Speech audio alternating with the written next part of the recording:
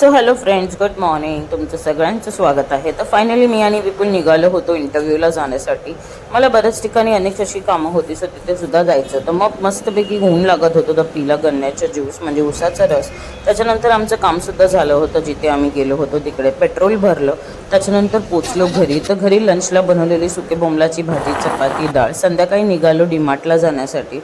Mini ग्रॉसरीची shopping करायची होती म्हणून. तर फायनली इथे बघू शकता आमच्या इकडचं मार्केट हे असं भरतं शुक्रवारचं.